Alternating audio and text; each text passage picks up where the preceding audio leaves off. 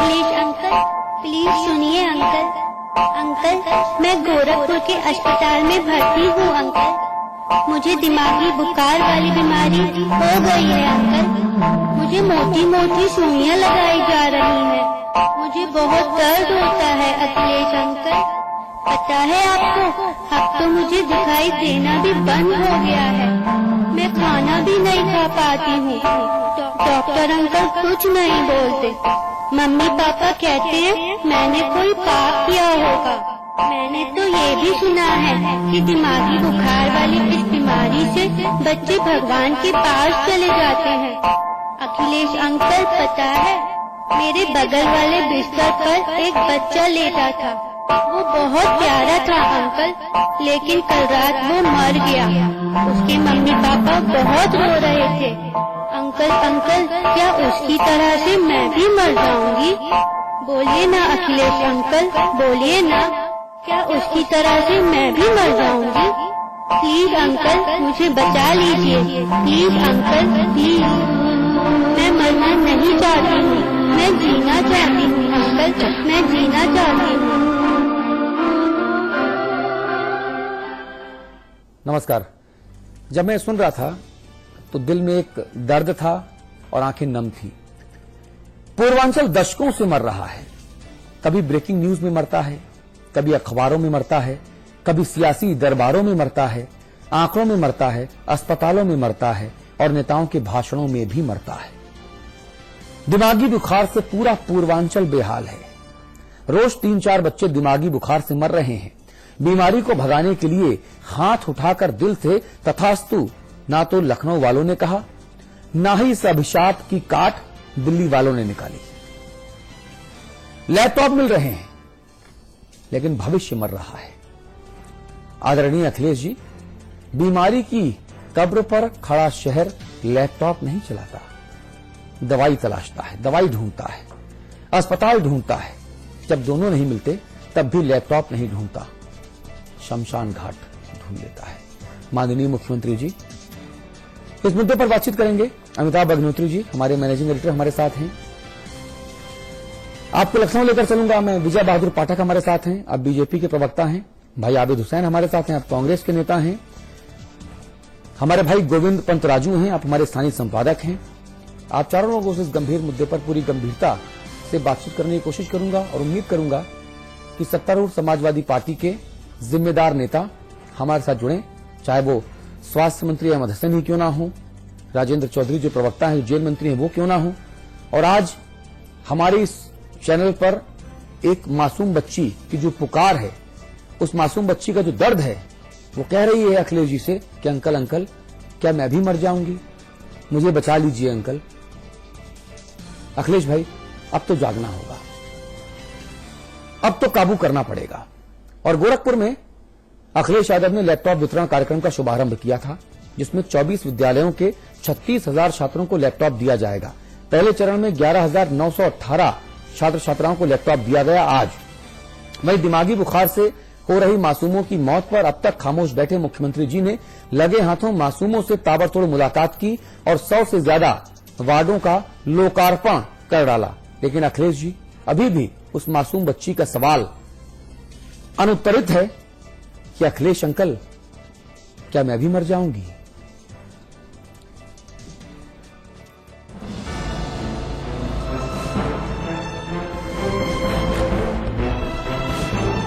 कहीं न कहीं लोहिया जी के रास्ते पे, बताए हुए रास्ते पे चल रहा हूँ। लेकिन लोहिया ने ये कभी नहीं सिखाया था कि जब मौत शहर पर अंधेरा बनकर छा रही हो तो जीवन में दवाइयों से उजाला करने के बजाय लैपटॉप की लालटेन जला लेना। किताबों से सीखे हैं, हमारे शिविर लगे हैं उसमें सीखे हैं। मुख्यमंत्री साहब ने डिग्री पर्यावरण इंजीनियरिंग में ली है, इसलिए उन्हें लगता है कि लैपटॉप की बयार बहाने से दिमागी बुखार का सीजन अपने आप बदल जाएगा।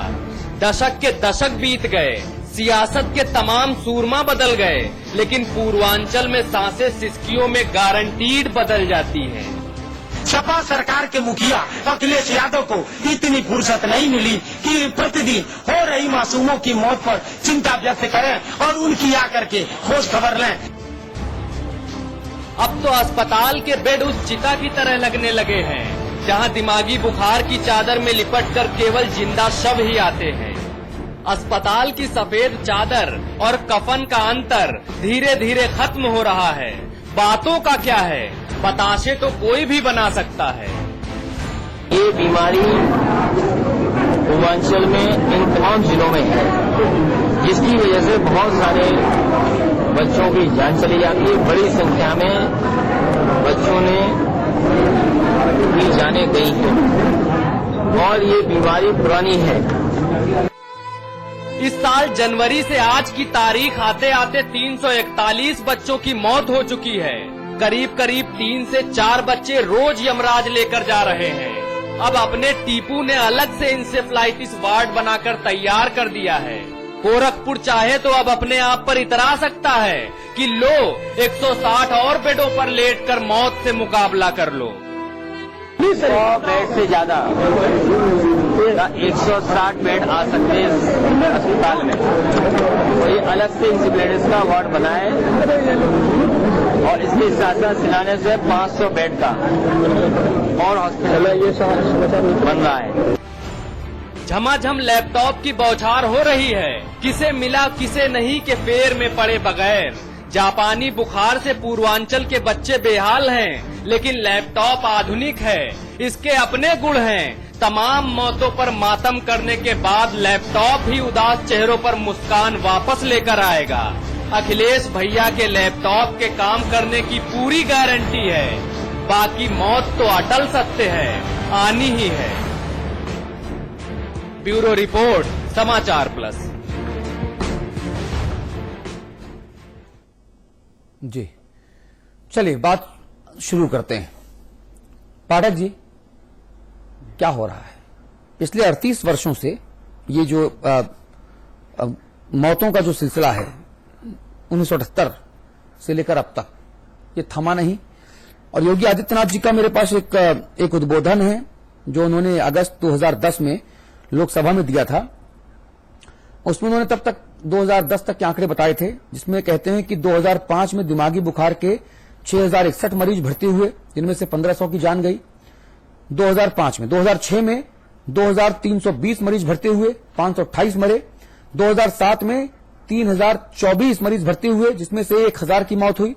2008 में 3015 मरीज भर्ती हुए, जिनमें से 684 मरे। 2009 में 784 बच्चों की मौत हुई और 2010 में 3503 भर्ती हुए और 514 मरे। और उन्होंने हवाला दिया केंद्रीय स्वास्थ्य एवं परिवार कल्याण राज्य मंत्री का। ये आंकड़े हैं सरकारी आंकड़े हमारे देश में जानते हैं, हर कोई जानता है कि आंकड़े कम होते हैं वस्तु स्थिति से। इसके बावजूद हमें लैपटॉप चाहिए, हमें बच्चों को जिंदगी देने में हम पता नहीं क्यों हिचकिचाते हैं। क्या दिक्कत है पाठक जी? देखिए अतुल, ये बहुत संवेदनशील विषय है और लगातार इस बीमारी से छोटे बच्चों की मौत हो रही है और बच्चे काल की ग्रास में समा रहे हैं। आंकड़ों की अगर बात करेंगे तो मैं केवल, मुझे लगता है जानकारी आप लोगों को भी होगी कि वहां पर जो लोग मरीज जब अपने पेशेंट को ले आता है तो पहले 2 दिन वो जूझता है यह साबित करवाने के लिए कि उसका बच्चा इंसेफ्लाइटिस से पीड़ित है, क्योंकि जब वो इंसेफ्लाइटिस से पीड़ित होगा तभी उसे मुफ्त दवाएं मिलेंगी। उसकी टेस्टिंग होती है कि ये इंसेफ्लाइटिस का रोग इसे है कि नहीं, कि जो जेई सिंड्रोम से वो पीड़ित है कि नहीं पीड़ित है।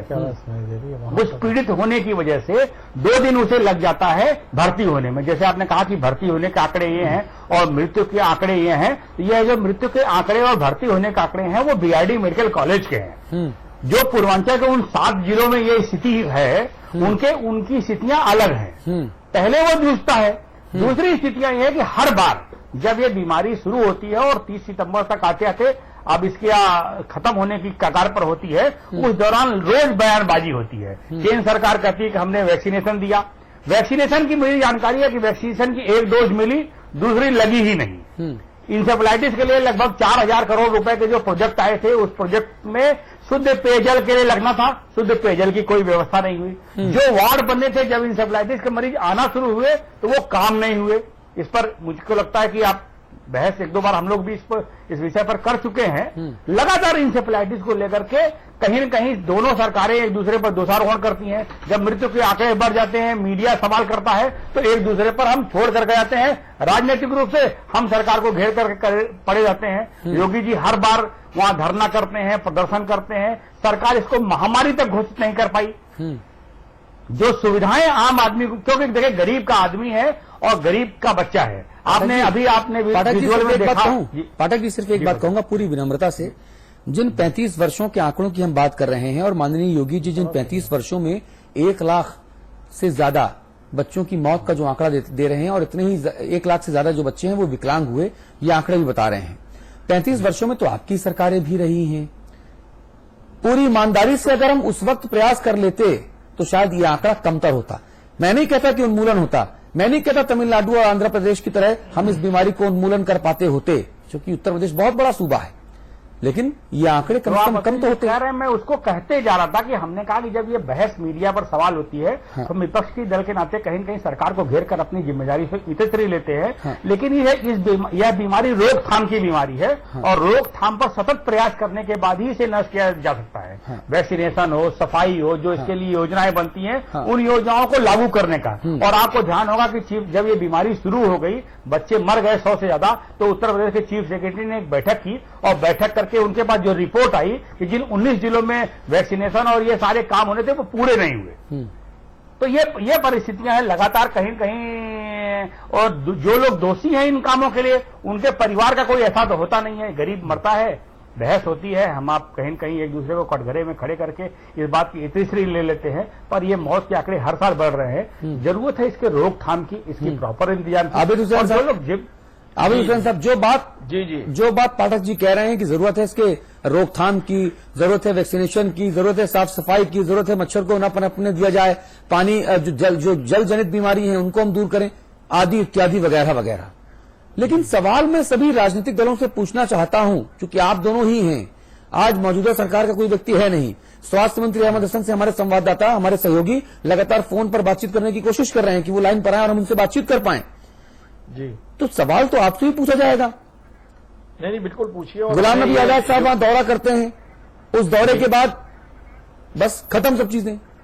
दौरा भाई ये बस रायबरेली में एम्स से ज्यादा जरूरी था कि आप गोरखपुर के आसपास पूर्वांचल को एम्स देते।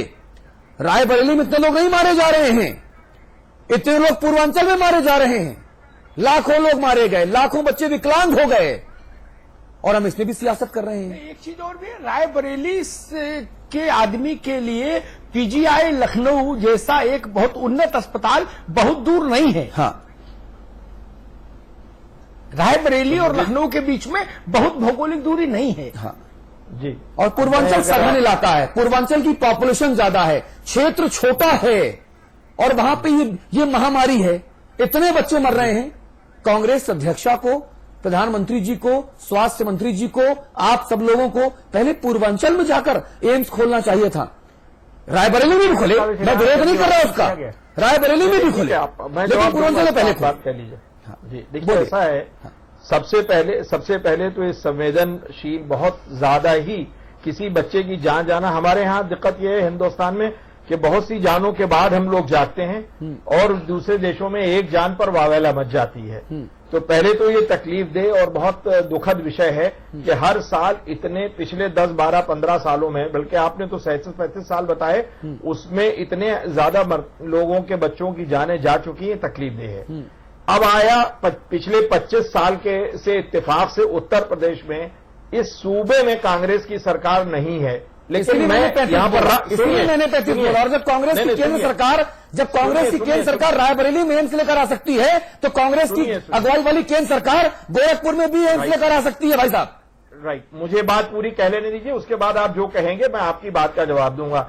मैं ये बात इसलिए नहीं कह रहा हूं कि मैं विषय से हटना चाहता हूं, मैं ये बात इसलिए नहीं कह रहा हूं कि राजनीतिक, मैं ये कह रहा हूं कि जब स्टेट की सरकार का रिकमेंडेशन या डिमांड जो हो और वो ना केंद्र सरकार पूरी करे, तब ये गलती होगी।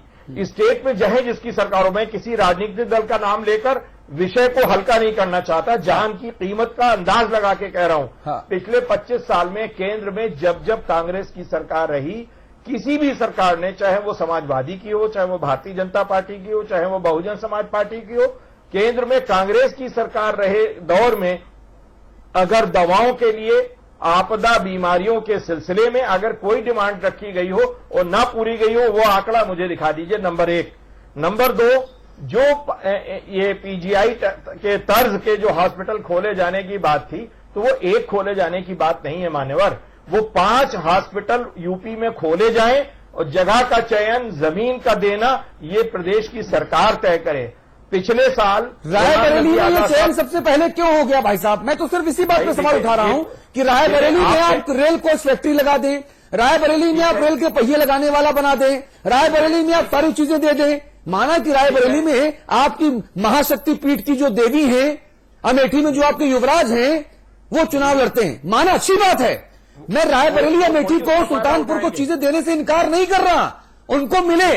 मैं तो ये कह रहा हूं कि उसका आधा अगर पूर्वांचल को मिल जाता तो पूर्वांचल के जो बच्चे, लाखों बच्चे मर गए, ये ना मरे होते। पिछली बार सुनिए, पिछली बार जब केंद्रीय स्वास्थ्य मंत्री वहां गए और जो भी डिमांड उन्होंने की मेडिसिन की और थी, अरे मेडिसिन वहां से आती है केंद्र से, मेडिसिन का सही। अरे भाई, रायबरेली में एम्स की डिमांड क्या अखिलेश यादव ने की?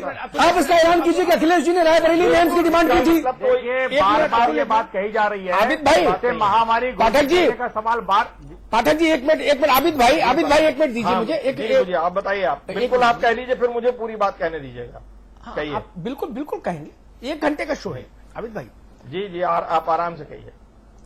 जितने भी केंद्र के मंत्रालय हो सकते हैं जी, उन हर मंत्रालय में ये प्रतिस्पर्धा है कि भाई रायबरेली और अमेठी के विकास के महायज्ञ में अपनी अपनी आहुति डाले। हर मंत्री को लगता है कि मेरी सीआर में ये एक महत्वपूर्ण बिंदु है। उत्तर प्रदेश की अगर आपके मुताबिक सरकारें अकर्मण्य रही तो वो गोरखपुर और मुगलसराय और घोसी और आजमगढ़, बलिया, बस्ती सबके लिए अकर्मण्य रही। वो रायबरेली के लिए भी चिट्ठी नहीं लिखी और बस्ती के लिए भी नहीं लिखी। लेकिन रायबरेली में सॉस बनाने के कारखाने से लेकर रेल बनाने के कारखाना तक, जहाज उड़ाने की ट्रेनिंग से लेकर फैशन सिखाने का इंस्टीट्यूट तक जो सब खुला, वो क्या मायावती आई थी यहां मांगने? नहीं ना। वो ललक, वो पहल, वो उत्कंठा क्यों नहीं दिखी मुझे बाकी उत्तर प्रदेश के लिए? ये सवाल जेरे बहस है। नहीं ठीक है, आपके जहन में सवाल है, लेकिन रायबरेली भी तो उत्तर प्रदेश का एक अंग है। मैं उसका स्वागत करता हूं, मैं उसका स्वागत करता हूं आबिद भाई, लेकिन पूरब जैसी गरीबी, पूरब जैसी दुर्दशा कहीं नहीं है। मुझसे अगर कोई पूछेगा कि बताओ अस्पताल नोएडा में खोलूं, तो मैं विरोध करूंगा जिस शहर में मैं रहता हूं। आपको पता है नोएडा में दक्षिण एशिया में पर बेड जो औसत है वो सबसे ज्यादा है नोएडा का। जी, दक्षिण एशिया में सबसे ज्यादा पर व्यक्ति बेड की उपलब्धता है नोएडा में। लेकिन इसकी तुलना मैं घोसी से करूं, गाजीपुर से करूं, बलिया से करूं, गोरखपुर से करूं, मुगलसराय से करूं, पटरौना से करूं, जहां आदमी मर रहा है, न खेती होती है, खेत में बारूद उगती है और अस्पताल में मौत मिलती है। पूरब की तुलना किससे करूं? मेरी आंख भर आती है। सीट सबको पूरब से चाहिए, पूरब के विकास पर नहीं सोचेंगे। उत्तर प्रदेश ज्वालामुखी के मुहाने पर खड़ा, इसको समझिए आबिद भाई। आपने पूरब और पश्चिम में मालूम है कितना भेद पैदा कर दिया। ये बात मैं तब कह रहा हूं जब पूरा उत्तर प्रदेश मेरा है, तब भी मैं ये साहस रखता हूं। आपको संकोच होगा, राजनीति करनी है, मुझे राजनीति नहीं करनी, बिल्कुल मुझे चुनाव नहीं लड़ना। सुनिए ना आबिद भाई, आप जितना दुनिया में पूरब और पश्चिम में भेद है ना, ग्लोबल उस पर उतना ही भेद उत्तर प्रदेश में है, पूरब और पश्चिम में। ये असंतुलन, इसलिए ये सवाल लेके आए थे हम। जी ठीक है, अब मेरा जवाब सुनिए। पहली बात तो ये कि ये एक तरीका होता है, जो 80 MP जीतकर इस प्रदेश से जाते हैं, वो पहली प्राथमिकता उनकी ये होती है कि अपने जो लोकसभा का क्षेत्र है उसके विकास के सिलसिले में कुछ न कुछ बेहतर चीजें करें। ट्रेनें रोक सकें, सड़कें नेशनल हाईवे की बनवा दें, ग्रामीण विकास के लिए वो बात करें, NHR, जितनी भी स्कीमें, जितनी भी योजनाएं केंद्र की होती हैं वो कोशिश करते हैं। केंद्र के मंत्रालय भी इस बात की कोशिश में होते हैं कि अगर कहीं योजनाएं हैं तो वो योजनाएं, हाँ, अगर इन योजनाओं का फायदा सोनिया गांधी और राहुल जी के सिर्फ परिवार तक सीमित होता तो आपका एतराज जायज होता। वो तो पूरी कहीं भी होगा। क्या रायबरेली, सुनिए, आपने बात कही, मुझे पूरी बात खत्म करने दीजिए, फिर मेरी बात पर जो आपको सही ना लगे उसका जवाब आप बिल्कुल दीजिएगा। पूरे रायबरेली, आज लखनऊ में पीजीआई का जो हॉस्पिटल बना हुआ है संजय गांधी, उसमें खाली लखनऊ के लोग एडमिट नहीं होते हैं, 10-5 जिलों के लोग आते हैं, कहीं ना कहीं रेफर होके आते हैं और उनको यहां जगह मिलती है, इलाज होता है। रायबरेली में भी जो खुलेगा तो खाली रायबरेली के जनता के बीमार लोग वहां पर नहीं जाएंगे, रायबरेली के आसपास के जितने भी बीमार होंगे अगर वो रिकमेंड होकर वहां पहुंचेंगे तो जरूर जाएंगे, उनको जरूर वहां इलाज और फायदा होगा। अरे हिसाब से रिसोर्सेज बांटेंगे ना, कितनी आबादी है, कितनी सघनता है, कितना बड़ा क्षेत्रफल है और कितनी सुविधाएं दी जाएंगी, यही तो सुविधाएं मुहैया कराने का लोकतांत्रिक और संवैधानिक सिस्टम है ना। आबिद भाई, ये इस स्टेट में 5 पीजीआई खोलने की बात। आबिद भाई, अरे भाई हैरानी है, मुझे हैरानी है नहीं, एक सेकंड, मुझे हैरानी है अगर श्रीमती सोनिया गांधी भी वैसी ही साधारण सदस्य है, उनका विजन भी केवल अपनी कंस्टिट्यूंसी तक महदूद है, तो मुझे हैरानी है जैसा सामान्य एमपीओ का होता है। ये उनका विजन नहीं है, ये उनका विजन नहीं है। वो गांधी परिवार की बहू है, उनको सोचना चाहिए कि पूरा प्रदेश उनकी संतान है। गोरखपुर में मरने वाले बच्चे की मौत पर भी उनकी आंख में आंसू होना चाहिए। केवल मुंशीगंज तक कन्फाइंड रहेगी, केंद्र का केवल अमेठी और रायबरेली सुल्तानपुर तक कन्फाइंड रहेंगी? नहीं, ऐसा नहीं है। ऐसा ही हो रहा है आबिद भाई, ऐसा ही हो रहा नहीं हो रहा है, ऐसा नहीं हो रहा। सारे मंत्रियों में होड़ लगी, बेनी हो चाहे कोई हो, ऑस्कर फर्नांडीज हो, जितने मंत्री हैं, गिरिजा व्यास हो, होड़ लगी है। रायबरेली को कुछ दो, जो कुछ नहीं दे पा रहा उसने कहा टमाटर की चटनी बनाने का कारखाना खोल दो, राहुल जी को बुलाओ। ये स्थिति पैदा कर दी आपने वहां। ये दर्द घोसी के लिए भी रखो, आजमगढ़ के लिए भी रखो, मऊ के लिए भी रखो, बस्ती के लिए भी रखो, गोरखपुर के लिए भी रखो। आप प्रदेश से कोशिश करके योजनाएं भिजवाइए। इस मौजूदा मैंने आपसे उल्टा सवाल किया, योजना उल्टा मैं फूड प्रोसेसिंग हब बनाने की चिट्ठी किस मुख्यमंत्री ने भेजी, आप बताइए। खाली टमाटर की नहीं हो रही है, वहां पर सारे प्रोजेक्ट यहां से दिल्ली से चटनी भी बनेगी, चुकंदर की चटनी भी बनेगी, सो व्हाट, अब करें। चुकंदर की चटनी भी बनेगी, मान लिया नींबू का अचार भी बनेगा। किस मुख्यमंत्री ने चिट्ठी लिखी थी? आगरा का विकास हुआ, क्यों हुआ?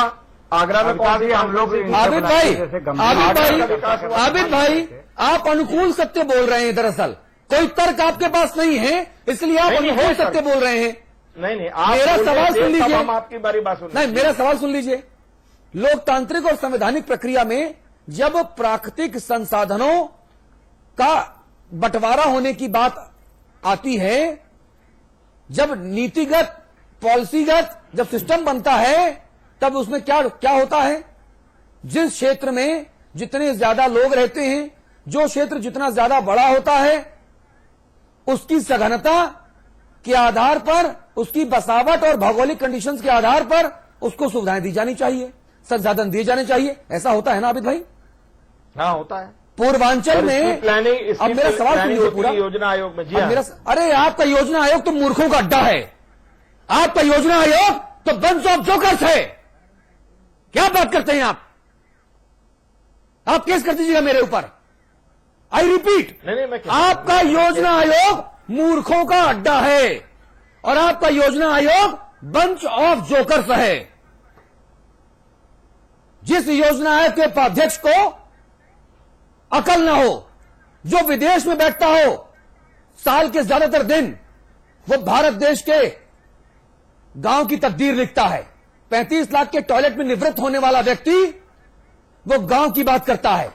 इसलिए मैं कहता हूं कि आपका योजना आयोग मूर्खों की जमात है, मूर्खों का अड्डा है और बंच ऑफ जोकर्स है। मैंने 3 बार कहा, हो सकता हो कि 1-2 बार सुनने में दिक्कत हो, इसलिए मैंने 3 बार कहा। केस कर सकते हैं मेरे ऊपर, सुन लिया, स्वतंत्र हैं आप। किस योजना आयोग की बात करते हैं? वो जो चटकार बसते हैं वहां पर, अकल के अंधे नाम नैनसुख, वो योजना आयोग में जो बैठे हैं, उनकी बात आप कर रहे हैं। उसी योजना आयोग और अगर उन्हीं जोकरों की आप बात कर रहे हैं, तो पूर्वांचल में बच्चे ऐसे ही मरते रहेंगे। आबिद भाई, योजना आयोग पर चर्चा नहीं करें, योजना आयोग की वकालत नहीं करो, वोट लेना मुश्किल हो जाएगा, कहीं वोट मांगने नहीं जा पाओगे, उसकी वकालत नहीं करो। मोन्टेक सिंह को चुनाव नहीं लड़ना, आप लोगों को चुनाव लड़ना है। एटा इटावा, हमीरपुर, फरक्काबाद, झांसी, जालौन, गरौठा जाओगे, लोग पकड़ लेंगे। अमिताभ जी, मैंने योजना आयोग के आगे क्या कहा ये तो आपने सुना ही नहीं ना, मैंने मुझे कहने का मौका दिया। मैंने योजना आयोग कहा, आपने फौरन उस पर नहीं, आपने कहा योजना आयोग तय करेगा। ना ये कहा ही नहीं, आप उसको रिपीट करवा के सुन लीजिएगा। जमीन पर रहेगी पार्टी। गोविंद जी, ये नहीं, आबिद साहब आपको रोकूंगा, आबिद भाई आपको रोकूंगा। गोविंद जी उत्तर प्रदेश के एक बड़े खानदानी मंत्री हैं केंद्र में, बड़े महकमे में, उनके कपड़ों से जो परफ्यूम की खुशबू आती है उनकी कॉन्स्टिट्यूंसी के आदमी की देह से निकलने वाली गंध से मैच नहीं खाती है, इसलिए बार बार संकट में पड़ जाते हैं। जमीन पर रहेंगे तब आप समझेंगे उत्तर प्रदेश को। गोविंद जी गलत तो नहीं कह रहा? नहीं, बिल्कुल सही बात है। आपको पीड़ा रायबरेली की तो है। मैं हैरान होता हूं जवाहरलाल नेहरू के परिवार की विरासत संभालने वाले लोग की चिंता यहां तक छोटी हो जाए, उसका दायरा कि वो लोकसभा में जाके मुलायम सिंह यादव जी से कहे कि भाई अमेठी और रायबरेली में 24 घंटे बिजली दो, यानी घोसी, बस्ती, आजमगढ़ कहीं जाए। गोविंद जी क्या हो रहा है भाई? नहीं, जिस तरह से रायबरेली और अमेठी में लगातार 2 दिन 2 बड़े काम हुए हैं, शिलान्यास हुए हैं, पहले भी ऐसा हमने देखा है, कई बड़ी योजनाएं वहां पे लाई गई हैं, लेकिन उनका जमीनी हस्र क्या हुआ है वो भी हमने देखा है। तो जो चटनी या जो फूड प्रिजर्वेशन और उसके लिए जो कुछ करने की बात है वो अब चुनाव के पहले शिलान्यास जरूर हो गया है, लेकिन वो जमीन में कितना उतरेगा और वाकई में उससे कितना फायदा होगा ये देखने वाली बात होगी। पहले भी वहां तेल को लेकर योजनाएं बनी, स्टील को लेकर योजनाएं बनी, बहुत सारे उद्योग। हमारा कंसर्न ये है ही नहीं, वो चले नहीं चले, वो भारत की जो गति है काम एग्जीक्यूशन की वही रहेगी सब जगह, रायबरेली हो या फर्रुखाबाद हो। मेरी पीड़ा दूसरी है, जहां प्रदेश की बहुसंख्यक आबादी गुजर बसर कर रही है, इसी लोकसभा में आबिद भाई की पार्टी के गांधी के बाद सबसे बड़े नेता प्रधानमंत्री थे जवाहरलाल जी। पूरब की सूखे पर पाठक जी बहस हो रही थी। पूरब के एक सांसद ने कहा कि जवाहरलाल जी गाय और भैंस की गोबर से साबुत अनाज निकाल के लोग खा रहे हैं। जवाहरलाल जी ने कम से कम इतनी संवेदना दिखाई थी कि रुमाल निकालकर आंख पोंछी थी। आज तो आंख पोंछने की जरूरत ही नहीं। लाख बच्चा मर गया, 1 लाख बच्चा, और योगी जो आंकड़ा बता रहे हैं मैं मानता हूं ये तो वो है जो अस्पताल पहुंचे। अरे पूरब में कोई किसको अस्पताल नसीब है? आप मुझे बताओ, कितनों को अस्पताल नसीब है? लोग भगवान की का आक्रोश मानकर बेटे को सिरा देते हैं, बेटी को प्रवाहित कर देते हैं। लाख से कई ज्यादा बड़ी संख्या है। इतने बच्चे मर गए, इतनी बड़ी बड़ी पॉलिटिकल पर्सनालिटी उत्तर प्रदेश से, बेनी बाबू, पीएल पूनिया, सलमान खुर्शीद, राहुल जी, सोनिया जी, अमेठी की बेटी प्रियंका जी, छोटी पर्सनालिटी है। हुकूमत हिंदुस्तान जो चला रहे, बच्चों के मरने पर रोकथाम का कोई उपाय नहीं। खुद के ऊपर कभी आ रही ना, इसलिए कभी गए क्या? कभी गए? मैं पार्टी से ऊपर उठ के बात करता हूं। कभी हुआ कि सोनिया जी ने वहां जाके चटाई बिछा दी हो कि मैं रहूंगी 10 दिन यहां और मैं खुद देखूंगी कैसे क्या होता है? कभी किया क्या? अरे आपका प्रदेश है, आपके कुल के सबसे बड़े पुरोधा जवाहरलाल जी को इसी प्रदेश ने लोकसभा भेजा, इंदिरा जी को इसी प्रदेश ने लोकसभा भेजा, संजय को भेजा, राजीव जी को भेजा। भाई सोनिया जी चटाई बिछाने क्यों जाए? आप गए कभी राहुल बाबा गए कि बीआरडी में? राहुल जी गए। अरे भाई सोनिया जी का इलाज तो अमेरिका में होता है, वो चटाई क्यों बिछाएंगी पूर्वांचल में? बताइए, दौरा नहीं। कभी राहुल गए कि आज मैं यहां चटाई बिछाता हूं, 10 दिन में खुद बैठूंगा, देखे दवा कैसे नहीं मिलती, डॉक्टर कैसे नहीं काम करता? सोनिया जी का इलाज तो अमेरिका में होता है, छींक भी आ जाए तो अमेरिका चली जाती है। पूर्वांचल के बच्चे मर रहे हैं, वहां कोई क्यों जाएगा? दरअसल खुद के ऊपर नहीं बीती है आबिद भाई, जब खुद के ऊपर बीतेगी ना तब पता चलेगा। मेरा ससुराल है गोरखपुर में, मेरा बेटा 4 साल का है, 4 दिन के लिए भी गोरखपुर जाता है ना तो मुझे लगता है कि 24 घंटे हनुमान चालीसा पढ़ूं। समझ रहे हैं आप क्या बात कर रहे हैं आप? जब खुद के ऊपर बीतेगी तब समझ में आएगा दर्द। अभी केवल बौद्धिक विलास के लिए शब्दों की जुगाली हो रही है, केंद्र से लेके और ब्लॉक स्तर तक। मतलब केंद्र की गलती ज्यादा है, उत्तर प्रदेश सरकार की कोई गलती नहीं है। गलती खतरधारियों की है, सबकी गलती है, गलती नीति निर्धारकों की है, सबकी गलती है, गलती जनप्रतिनिधियों की है। पहले प्रदेश सरकार, मौजूदा सरकार की गलती है। 35 साल पहले सरकार किसकी थी? इस देश में सबसे ज्यादा राष्ट्रीय पार्टी ने किया। इस पूरी घटना से बचा नहीं जा केंद्र सकता है। सरकार रायबरेली में एम्स ला कराती है, गोरखपुर में एम्स क्यों नहीं, पूर्वांचल में एम्स क्यों नहीं? लगातार यहाँ की जनता, गोरखपुर के लोग यह मांग कर रहे हैं कि उसे महामारी घोषित किया जाए। अधिकार केंद्र सरकार को है, बिल्कुल होना चाहिए। महामारी क्यों नहीं डिक्लेयर हो रही 10 वर्षों से? लगातार लोकसभा में यह बात उठती है। अमिताभ जी इस बात को जानते हैं। एक कलम से हो जाएगी महामारी घोषित होगी।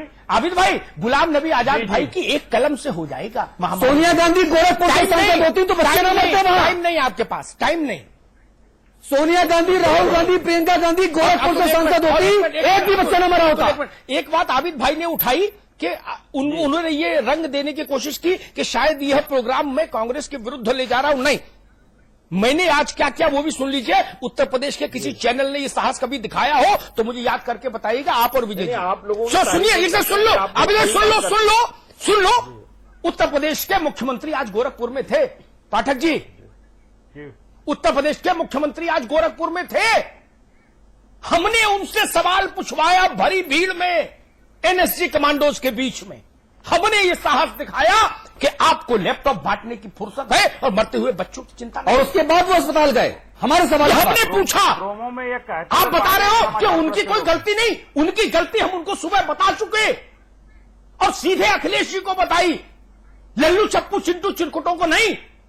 सीधे हुकूमत उत्तर प्रदेश के सबसे बड़े मालिक को बताया मैंने। पूछा, 100 लोगों के बीच में पूछा। मुख्यमंत्री जी को बहुत अच्छा नहीं भी लगा, फिर भी पूछा। हम जनता के साथ खड़े हैं, हम समाजवादी पार्टी और कांग्रेस के साथ नहीं खड़े। बिल्कुल सही बात है। विजय बहादुर पाठक मेरे मित्र हो सकते हैं, आबिद हुसैन साहब मेरे मित्र हो सकते हैं, लेकिन कांग्रेस और भाजपा के साथ मेरी ना दुश्मनी है ना प्रीत है। मैं सिर्फ जनता के साथ खड़ा हूं। मुझे दर्द होता है जब पूरा पूर्वांचल अपने कंधों पर छोटे छोटे बच्चों को लेकर घाट पर जाता है। इसलिए बच्चे पैदा होते हैं कि लोग सोचते हैं कि जब मैं मरूंगा तो मुझे घाट तक ले जाएगा। उन बच्चों को ले जाना पड़ रहा है। लाख से ऊपर बच्चे मर गए, किसी के कान पर जू नहीं देख रही। और साहब को छींक आ जाए तो यहां से लेकर अमेरिका तक हंगामा हो जाए। जान की कोई कीमत नहीं। लोकतंत्र है, डूब मरना चाहिए अगर यह लोकतंत्र है तो। एक ब्रेक यहां पर लेना है। सोचिए आबिद भाई, सोचिए पाठक साहब। मैं एक ब्रेक लेता हूं, आप भी पानी पी लीजिए। हाँ जी, आप पानी पी रहे हैं और पानी पीजिए। गोविंद भाई, पानी दोबारा से इनके गिलास में भरवाइए। एक ब्रेक ले रहे हैं, तुरंत लौट के आ रहे हैं, क्योंकि अब जनता जब जागेगी तो नेताओं को पानी पीना पड़ेगा। ये मान लीजिए आप, अंधेर गर्दी बहुत हुई। अब पूर्वांचल के जो वयस्क हैं वो अपने बच्चों के शवों का भार अपने कंधों पर ना उठाएं। हमारी सिर्फ इतनी सी मंशा है, कोई मंशा नहीं है हमारी। टीआरपी आए ना आए, शो हिट हो ना हो, नेता खुश हो ना हो, कोई फर्क नहीं पड़ता। पूर्वांचल के जो वयस्क हैं अपने बच्चों की लाशें अपने कंधों पर ना उठाएं, सिर्फ ये मेरी कोशिश है। एक ब्रेक ले रहे हैं, तुरंत लौट के आ रहे हैं। अखिलेश अंकल, प्लीज सुनिए अंकल। अंकल, मैं गोरखपुर के अस्पताल में भर्ती हूँ अंकल। मुझे दिमागी बुखार वाली बीमारी हो गई है अंकल। मुझे मोटी मोटी सुइयां लगाई जा रही हैं। मुझे बहुत दर्द होता है अखिलेश अंकल। पता है आपको, अब तो मुझे दिखाई देना भी बंद हो गया है। मैं खाना भी नहीं खा पाती हूँ। डॉक्टर अंकल कुछ नहीं बोलते। मम्मी पापा कहते हैं मैंने कोई पाप किया होगा। मैंने तो ये भी सुना है कि दिमागी बुखार वाली इस बीमारी से बच्चे भगवान के पास चले जाते हैं। अखिलेश अंकल, पता है मेरे बगल वाले बिस्तर पर एक बच्चा लेटा था। वो बहुत प्यारा था अंकल, लेकिन कल रात वो मर गया। उसके मम्मी पापा बहुत रो रहे थे। अंकल, क्या उसकी तरह से मैं भी मर जाऊंगी? बोलिए ना अखिलेश अंकल, बोलिए ना, क्या उसकी तरह से मैं भी मर जाऊंगी? प्लीज अंकल, मुझे बचा लीजिए। Please uncle, please. मैं मरना नहीं चाहती हूँ, मैं जीना चाहती हूँ। चाहती हूँ अंकल, मैं जीना चाहती हूँ। अब मुझे लगता है कि शायद ये लाइनें सुनने के बाद अमिताभ जी आप ही चर्चा को शुरुआत करें। मैं शायद अपने आप को गला रोंधा हुआ पा रहा हूं। आबिद भाई, मेरी पीड़ा निरपेक्ष होती है, उसको दलीय मत मानिए। आवाज नहीं आ रही। मुजफ्फरनगर में दंगा हुआ, आ गई। मुजफ्फरनगर में मैंने कहा मेरी पीड़ा निरपेक्ष होती है, दल से परे होती है। मुजफ्फरनगर में दंगा हुआ, पीड़ितों का हाल जानने भारत के प्रधानमंत्री, यूपीए की चेयरपर्सन, कांग्रेस के वाइस प्रेसिडेंट और उनके साथ में उत्तर प्रदेश के महामहिम, 4 लोग एक साथ उतरे। अच्छी बात है, जहां दुख हो वहां राजा को जाना चाहिए। ये 4 लोग, ये 4 सितारे हिंदुस्तान के अगर बीआरडी में कभी जहाज उतार देते तो मुझे बताइए उस कंपाउंडर का नाम जो फिर भी हरामखोरी करता, ये वहां मौजूद होते तो? उस डॉक्टर का नाम बताइए, उस तहसीलदार का नाम बताइए, उस दरोगा और सिपाही का नाम बताइए जो हुकूमत हिंदुस्तान का प्रधानमंत्री वहां मौजूद हो, सोनिया जी मौजूद हो, गवर्नर मौजूद हो, और उसके बाद वो कहे कि शिवपाल जी से चिट्ठी लिखा के लाओ। मुझे उसका नाम बताओ अधिकारी का। कोई है क्या इतना बड़ा आदमी इस देश में? नहीं है। दर्द नहीं हुआ क्या यहां कभी? नहीं हुआ। ये सवाल उठाने आया हूं। वहां गए, उसका स्वागत है, जाना चाहिए, आपका फर्ज है, लेकिन 1 लाख बच्चे मर गए। कभी हुआ कि आंख में आंसू लेकर, हाथ में रुमाल लेकर आप 4 लोग वहां चले जाते? अरे हिंदुस्तान आपका है, आप हिंदुस्तान भर की नेता है सोनिया जी। आप अमेठी और रायबरेली तक सिमट जाएंगी क्या? इंदिरा रायबरेली से जीतती थी और चिकमंगलुरु से जीत के आई। मैंने रायबरेली का विरोध कभी नहीं किया। रायबरेली में भी वही आदमी रहता है जो उत्तर प्रदेश और भारत का नागरिक है। मैं तब भी विरोध नहीं करता था जब यशपाल कपूर ने रायबरेली चुनी थी इंदिरा गांधी के लिए।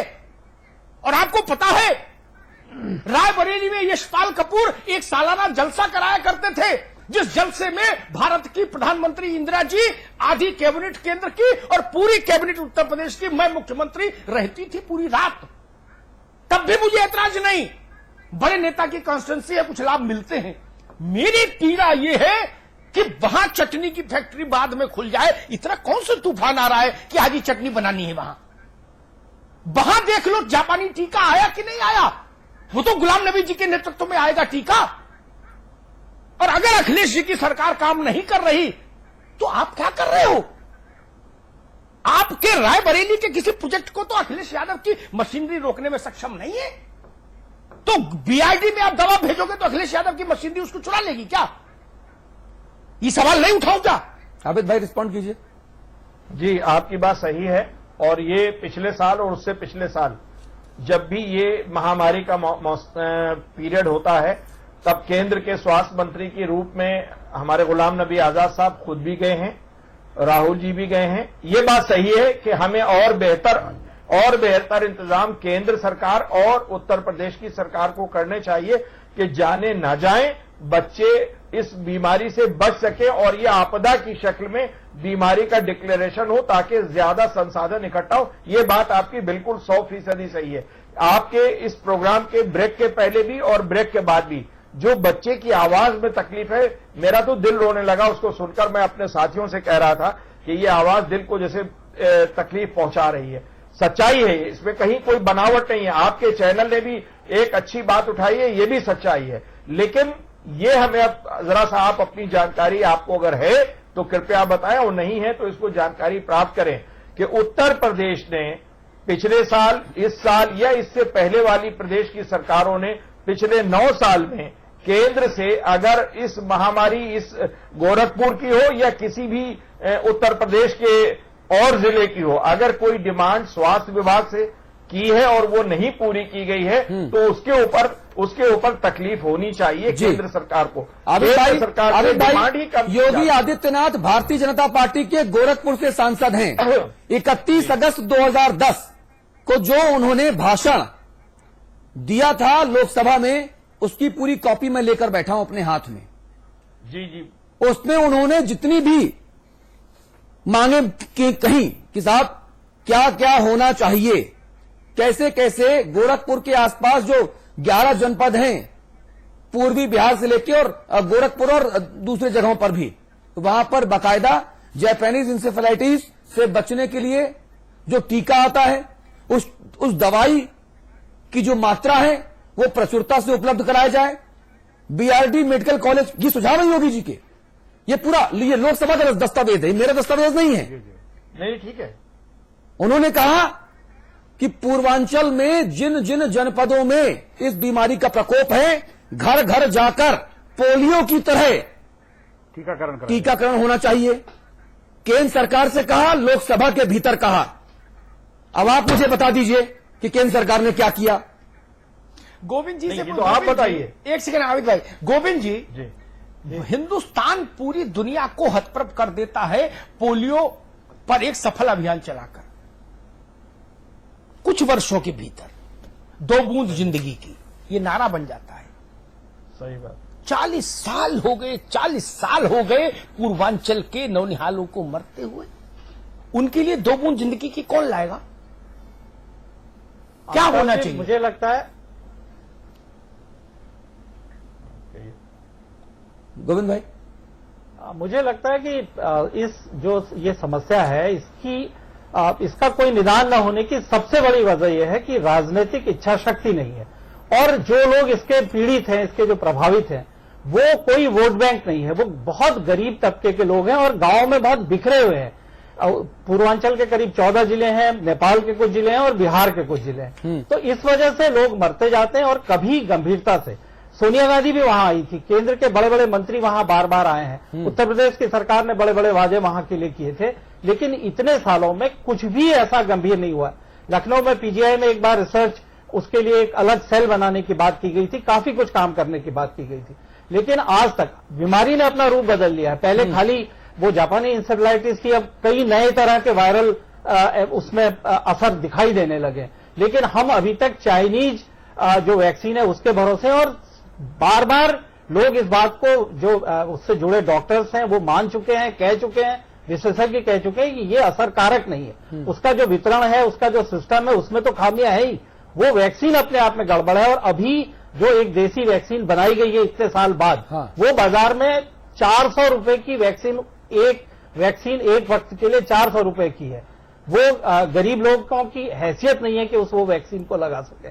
राजनीतिक इच्छा शक्ति का आज जो मुख्यमंत्री ने उद्घाटन किया, वहां पर मुख्यमंत्री को दर्द, वहां पे मुझे बड़ा, मेरे मन में भी बहुत कड़वाहट है इस बात को लेकर। मुख्यमंत्री वहां गए, बहुत अच्छी बात थी, लेकिन मुख्यमंत्री को वहां आज उद्घाटन करने की जरूरत नहीं थी। जिस इंसेफेलाइटिस वार्ड का उन्होंने उद्घाटन किया है, ये ठीक है कि इसी सरकार के आने के बाद उसके लिए पैसा दिया गया, लेकिन उसमें आज जिस चीज का उन्होंने उद्घाटन किया, वहां बिस्तर जरूर लगे हैं, जो इन मरीजों के लिए सबसे बड़ी सुविधा होती है, जो ऑक्सीजन की उनको जो ऑक्सीजन की जरूरत होती है, ऑक्सीजन की पाइपलाइन अभी तक उन वार्ड्स में नहीं लगी है। तो 1 महीने बाद वो पूरी हो सकेगी। मुख्यमंत्री जी 1 महीने बाद उद्घाटन कर सकते थे। आज वो वहां जाकर अगर गरीबों के सिर पे हाथ रख लेते, शायद वही काफी होता। 160 बेड जरूर वहां पर बने हैं, लेकिन डॉक्टर्स की नियुक्ति अभी तक नहीं हुई है। अगर स्टाफ नहीं होगा, डॉक्टर नहीं होंगे, तो इलाज कैसे होगा? जो बात मुझे लगता है कि गोविंद जी ने एक बात याद दिलाई कि बड़े बड़े नेता गए, सोनिया जी भी गई और मुख्यमंत्री भी गए और तमाम लोग गए। मैं ऐसी यात्राओं को जीवन भर खारिज करता रहा और करता रहूंगा कि वैष्णो देवी के रास्ते में पटनी टॉप है, क्या नाम है वो टूरिज्म प्लेस, पटनी टॉप बीबी को घुमाने जाना है, तो एक ही यात्रा में लोग परलोक दोनों साध लो, बोले लौटते पे देवी को भी मत्था टेक देंगे। वो तीर्थ यात्रा नहीं होती। भाजपा के मुख्यमंत्री को अवैधनाथ जी से मंत्रणा करने जाना है गोरक्षपीठ में, तो बोले बीआरडी भी घूमे आएंगे, जरा 2-4 मिनट चक्कर मार लेंगे, फोटो खिंचा लेंगे। ये नहीं चलेगा। आप किस लिए गए थे? आप बच्चों के लिए गए थे? नहीं, एक बड़े जलसे के लिए गए थे। प्रचार का जलसा था, प्रचार का अमला जमला लेके गए थे। 2-4 करोड़ रुपया खर्च किया उसमें, टेंट तंबू माला फूल में आपने। उतने में कुछ इंजेक्शन तो आते, कुछ तो बचते। ठीक बात है। जिंदगी पहले है, ये शोशेबाजी पहले, ये सियासी शोशेबाजी कब तक होगी? और आम लोगों का क्या कहना है? हमारे संवाददाता ने गोरखपुर और आसपास के आम लोगों से बातचीत की, जरा वो भी सुना देते हैं आपको। आना निश्चित रूप से पब्लिक के साथ से दिखावा पड़ता है। का जांच करना चाहिए, उसके बाद में लैपटॉप बांटना चाहिए। इंसेफ्लाइटिस के लिए जरूरी है लैपटॉप। मेडिकल कॉलेज में जाकर इंसेफ्लाइटिस से जो बच्चे मर रहे हैं उनके लिए अगर व्यवस्था करते तो ज्यादा अच्छा रहता। मेडिकल कॉलेज को ज्यादा से ज्यादा मतलब सामान उपलब्ध कराते। चुनावी वोट बटोरने के लिए लैपटॉप वितरण किया जा रहा है। इमरजेंसी कोई भी खून जांच भी पेशाब जांच करने के लिए जाए तो कुछ भी नहीं मिल रहा है। और लैपटॉप के लिए आया है कि इंसेफ्लाइटिस के लिए आया है? वो दिखावा है, वोट लेने की रणनीति है। जी पाठक जी, मुझे अभी तक ये समझ ही नहीं आ रहा कि इसका सलूशन हम किससे मांगे। अपने बच्चों को ऐसे ही मरते रहने दें, देखते रहें, ऐसे ही कार्यक्रम आयोजित करें और उसके बाद अपने घर चले जाएं, रोटी खाएं, सो जाएं, या ये करें, या हम किससे जवाब मांगे? देखिए अतुल जी, जवाबदेही तो जो सरकार में होगा उसी की होगी। हाँ। और अभी तक 100 वेंटिलेटर खरीदे जाने थे। वेंटिलेटर को लेकर पिछले 6 महीने से यहां विवाद जारी है, वेंटिलेटर खरीदे नहीं गए। जो जेई सिंड्रोम की दवाएं हैं, जो वैक्सीनेशन है, इसके 2 डोज लगते हैं। एक डोज केंद्र सरकार ने दिया, दूसरा डोज आया ही नहीं, इसलिए पहला डोज भी बेकार गया, वो वैक्सीनेशन का काम नहीं हुआ। वैक्सीनेशन की मॉनिटरिंग किसकी थी और कौन उसका जिम्मेदार है? जो योजनाएं बनी अगर वो समय से पूरी नहीं हुई तो कौन रिस्पॉन्सिबल है उसके लिए, कौन जिम्मेदार है? कोई तो लेगा। जिस वार्ड की बात अभी गोविंद जी ने कही कि वो वार्ड इनकी सरकार में पैसा मिला और बना है, वो वार्ड भारत सरकार और उत्तर प्रदेश की संयुक्त प्रयास से जो पैसे आए थे उससे बना था। जहां तक बीआरडी मेडिकल कॉलेज की बात है, अमिताभ जी भी इस बात से भिज्ञ होंगे कि बीआरडी मेडिकल कॉलेज की मान्यता को लेकर जो मानक हैं वो मानक पूरे नहीं है, लगातार उस पर संकट के गड़ाता है। बार बार ये सवाल उठता है कि बीआरडी मेडिकल कॉलेज की मान्यता रद्द कर दी जाए, क्योंकि जो आवश्यक सुविधाएं वहां उपलब्ध नहीं है। एक ही मेडिकल कॉलेज है, जो सिस्टम करना है वो। और दूसरी बात रही लैपटॉप की, तो आपने आज जनता का जो व्यू दिखाया उसको आप खुद ही समझ सकते हैं कि इस मुख्यमंत्री को, या तो मुख्यमंत्री अपने प्रोग्राम को सीरियसली नहीं लेते या मुख्यमंत्री को इनके अधिकारी सीरियसली नहीं लेते। जिस घटना को लेकर इलाहाबाद में विवाद हुआ वही घटना गोरखपुर में दोहराई गई। तो अब हम क्या कहें, किसको कहें? ठीक है, उत्तर प्रदेश सरकार के बारे में लैपटॉप बनाम इंसेफेलाइटिस, आज का हमारा मुद्दा सिर्फ इतना सा है। सियासी हलकों में अखिलेश के लैपटॉप वितरण और दिमागी बुखार से मरते बच्चों को लेकर जो माहौल, वो बहुत गर्म माहौल है, कुछ इस तरह से। समाजवादी पार्टी सरकार का लैपटॉप उत्तर प्रदेश की जनता के साथ धोखा है, छलावा है और साथ ही साथ अपनी नाकामयाबियों को छिपाने के लिए लैपटॉप के माध्यम से सस्ती लोकप्रियता हासिल करने का नाटक है। मर रही जनता या मासूम बच्चों से कोई नहीं लेना नहीं। अगर वे सचमुच संवेदनशील होते तो पूर्वी उत्तर प्रदेश में प्रत्येक प्राथमिक स्वास्थ्य केंद्र में, सामुदायिक स्वास्थ्य केंद्र में, जिला चिकित्सालयों में इसके उपचार की व्यवस्था होती है। यहाँ पर मासूमों को मरते हुए देखता है और पश्चिम उत्तर प्रदेश में जबरदस्ती मुसलमानों से लोगों को मरवाता है। खाना पूर्ति करने के लिए वो मेडिकल कॉलेज गए हैं और उसका कोई कारण नहीं है। गोरखपुर में इंसेफ्लाइटिस से लोग मर रहे हैं, वो वहां जाके लैपटॉप बांट रहे हैं। लैपटॉप ज्यादा जरूरी है या जाने? वो बच्चे जो आज इंसेफ्लाइटिस से मर रहे हैं, कल वो इस लायक होंगे कि लैपटॉप चला सके तो उनके घर में लोग रो रहे होंगे और वो लैपटॉप बांट रहे हैं। लैपटॉप से क्या होगा? अवैध हुसैन साहब, आपके बयान से मैं अपने आप को पूर्ण रूप में संबद्ध करता हूं। बहुत अच्छी बात कही। अच्छी बात आप कह रहे हैं, लेकिन लैपटॉप के साथ साथ मैं रायबरेली का जिक्र फिर करूंगा।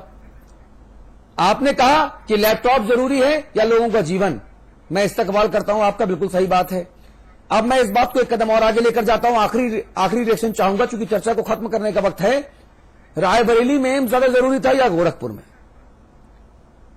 अगर गोरखपुर में पहले एम्स बन जाता तो आने वाले 4, 5, 10 वर्षों में जो 1 लाख बच्चे मरे, अभी तक 341 बच्चे ऑफिशियली मर चुके हैं। 13 सितंबर तक, 8 अक्टूबर तक, आज तक ये आंकड़ा कुछ तो कम होता। जिनके बच्चे बचते वो आपको, श्रीमती गांधी को, गांधी नेहरू परिवार को, कांग्रेस को दुआएं देते। हो सकता है उन दुआओं के दम पर आप सरकार में वापस आ जाते। क्यों नहीं हो सकता ऐसा? क्या दिक्कत है आबिद साहब? कोई तो बात पहुंचाए श्रीमती गांधी तक। गोरखपुर में भी बनना चाहिए और एकाध और पीजीआई उत्तर प्रदेश की सीमाओं में। तो भाई रायबरेली में जो नारियल फोड़ा गया वो नारियल आज गोरखपुर में फोड़ा जाता तो ज्यादा बेहतर ना होता? वो अचानक फोड़ा गया, कार्यक्रम तय नहीं था, घबराहट है। कोई घबराहट नहीं है, कोई घबराहट नहीं है। यहां पर हम ईमानदारी से राजनीतिक जवाब ना देकर ईमानदारी से बात दिल की कह रहे हैं कि गोरखपुर में खुले, एक आध जगह और खुले। श्रीमती गांधी को चिट्ठी लिखेंगे आप? आज हमारे इस कार्यक्रम की सीडी को, आज हमारे इस कार्यक्रम की सीडी लगाकर आबिद भाई श्रीमती गांधी को और मनमोहन सिंह जी को चिट्ठी लिखेंगे? मैं उनको भी लिखूंगा और अपने केंद्रीय स्वास्थ्य मंत्री गुलाम नबी आजाद साहब को भी लिखूंगा कि इस बात को इंश्योर करके देखिए कि जो इंसेफ्लाइटिस की दवाओं के 2 डोज आने थे उसमें क्या सत्यता है, 2 आए कि 1 आया? और अरे जांच कराते रहिएगा भाई, जांच कराते रहिएगा। बोफोर्स की जांच में जानी कितनी हुई? जितने का बोफोर्स घोटाला नहीं था उससे 3 गुना ज्यादा रकम जांच में निकल गई। वो करते रहिए आप। मैं सिर्फ ये कह रहा हूं कि समाचार प्लस की आज के इस कार्यक्रम की सीडी मैं भिजवाता हूं, आप पता बताइए, मैं सीडी भिजवाता हूं। आप मनमोहन सिंह जी को, श्रीमती गांधी को, राहुल बाबा को, गुलाम नबी आजाद को, इन सब लोगों को आप सीडी और चिट्ठी भेजेंगे कि पहले वहां अस्पताल खुलवाओ? बिल्कुल, आप भिजवाइए, मैं लिखूंगा और उसकी कॉपी मैं आपको भी भेज दूंगा। बहुत बहुत शुक्रिया आपका। Pathak ji, final comment. देखिए, हम एक संवेदनशील विषय पर चर्चा लेकर के आए थे और चर्चा की जो परिस्थितियां हैं उसमें जिम्मेदारी कहीं न कहीं तय होनी चाहिए, क्योंकि हर वर्ष यह होती है और अब धीरे धीरे ये 10-15 दिनों में इसके प्रभाव कम होते जाएंगे, फिर ये चर्चा से बाहर होगा। मेरा ये कहना है कि जो विषय प्रारंभ हो, समस्या जब मुहाने पर होती है तभी सरकार चेतती है। जो विषय प्रारंभ हो, उसकी जो योजनाएं बनी है वो समयबद्ध ढंग से काम होना चाहिए, जिम्मेदारी तय हो, और जो नहीं करते हैं उनके विरुद्ध थोड़ी कार्रवाई भी होगी। जी गोविंद भाई, आप देखिए, अभी यहां पर मौतों का हमने जिक्र किया, लेकिन इस बीमारी का जो इससे भी बड़ा जो कारुणिक पक्ष है वो ये है कि 30% से ज्यादा लोग मरीज इसके ऐसे हैं जिनको विकलांगता का सामना करना पड़ता है और उनकी जिंदगी जो मर गए उनसे ज्यादा खराब होती है। जितने गरीब तबके के वो लोग हैं उनके लिए संभव नहीं है कि वो उसको उस हाल में अपनी जिंदगी को ठीक से जी सकें। तो इसमें जो भी शोध हो उनमें एक पोस्ट केयर इंस्टीट्यूट गोरखपुर में बनाया जाए, ये भी एक बड़ी मांग वहां पर है और मुझे लगता है सरकारों को इसके बारे में बहुत गंभीरता से सोचना चाहिए। जी, और जो मेरे पास आधिकारिक आंकड़ा है वो 1,17,106 बच्चे ऐसे हैं जो इस बीमारी की वजह से पिछले 35 वर्षों में विकलांगता का शिकार हुए हैं। 1,17,106 बच्चे जो विकलांग हो गए, जो खुद के लिए तो एक बोझ हैं, अपने परिवार वालों के ऊपर भी बोझ हैं। कुछ मां बाप तो शायद यहां तक सोचते होंगे कि इससे बेहतर है तो मर जाता, बिल्कुल सोचते होंगे, भले हमसे आपसे शेयर ना करें। आबिद भाई, इसीलिए मैं सवाल उठा रहा हूं। नहीं, ये बात आपकी बिल्कुल कि सही है। सैफई हो, इटावा हो, मैनपुरी हो, रायबरेली हो, रामपुर हो, अमेठी हो, सुल्तानपुर हो, कन्नौज हो, इन सब से ज्यादा जरूरी पूर्वांचल है जिसकी उपेक्षा लगातार की गई। गोविंद पंत राजू जी ने जो सवाल उठाया वो ज्यादा इंपॉर्टेंट और भी हो गया कि जो डेथ हो गई वो तो तकलीफदेह है, जो बच गए उनका जीवन कष्टदायक है। हाँ। तो दोनों बातों का सामने रखकर, और इसीलिए आपको चिट्ठी लिखनी चाहिए, और इसीलिए आपको चिट्ठी लिखनी चाहिए। मैं लिखूंगा और उसको फॉलो करना चाहिए। सिर्फ सरकारी चिट्ठी लिखकर प्रेस में रिलीज करने के लिए, क्योंकि समाचार प्लस में जवाबदेही तय हो गई तो चलो भैया आप कह दिया तो लिखना पड़ेगा, ये नहीं, ऐसा नहीं। ईमानदारी से कोशिश करनी होगी, ये समझकर कि खुदा ना करे अगर हमारे किसी अपने सगे के साथ ऐसा हो तो हमें कितना दर्द होगा। ये चिट्ठी लिखने का बहस कारण नहीं है, वो जो आपने सुनाया है वो दिल पर उतरा है। जी अमिताभ जी, संवाद की टिप्पणी। तमाम सियासत को परे रख दें, अपने अपने दिल पर हाथ रखें और एक बात पूछें खुद से कि 66 साल की आजादी के बाद भी क्या हिंदुस्तान और क्या उत्तर प्रदेश इतना कमजोर और इतना असमर्थ और अक्षम है कि वो अपने बच्चों को एक तयशुदा बीमारी से नहीं बचा सकता, जिसका मौसम तय है, बीमारी तय है, कारण तय है, वजह पता है, सब कुछ तो पता है, नहीं बचा सकते। तो फिर फालतू बातें बंद करिए। चांद पे जाएंगे और मंगल पे घर बनाएंगे, और ये नारा बंद कराइए आबिद भाई। सबसे पहले हो रहा भारत निर्माण, मीलों आए हैं मीलों जाएंगे। बच्चे तो घाट पर जा रहे हैं, कौन जाएगा मीलों? किसका विकास होगा, किसका निर्माण होगा? जब तक हमारी नजर चुनाव तक सीमित रहेगी, यही होगा, यही होगा। चुनाव से पहले गरीब की याद आती है, चुनाव में हो जाता है तो आपका अधिकांश समय नोएडा और ग्रेटर नोएडा और गाजियाबाद में गुजरता है। क्यों? चुनाव से पहले बस्ती याद आती है, गाजीपुर याद आता है। विजय जी गलत तो नहीं कह रहा ना? ठीक बात कर। आपकी पार्टी की सरकार थी, तब भी मंत्रियों का 80% समय इन्हीं 3 भव्य शहरों में बीतता था। दलाली अच्छी पता नहीं इनमें कौन सा चुंबकीय तत्व है। दलाली अच्छी होती है ना। नारायण दत्त जी की सरकार थी तो भी, वीर बहादुर की सरकार थी तो भी, श्रीपद मिश्रा थे तो भी, इन नगरों का आकर्षण भाई साहब, जिसको देखो अमला जमला लेके यहीं बैठा है। पूरब की सुन कौन लेगा?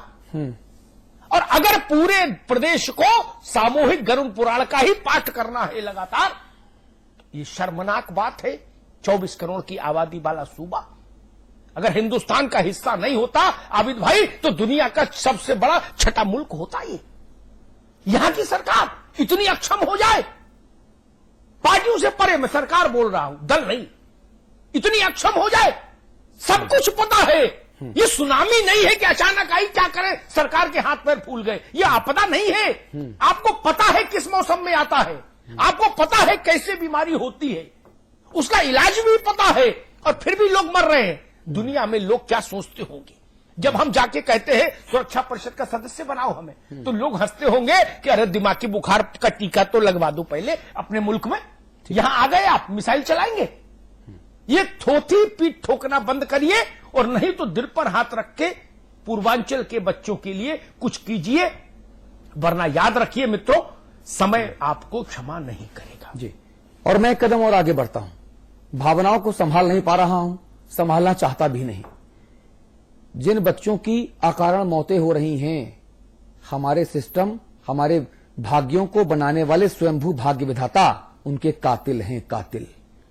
वो सरकार चाहे केंद्र में बैठी हो, वो सरकार चाहे राज्य में बैठी हो, आप खद्दरधारी मासूम बच्चों के गुनहगार हैं, कातिल हैं आप लोग।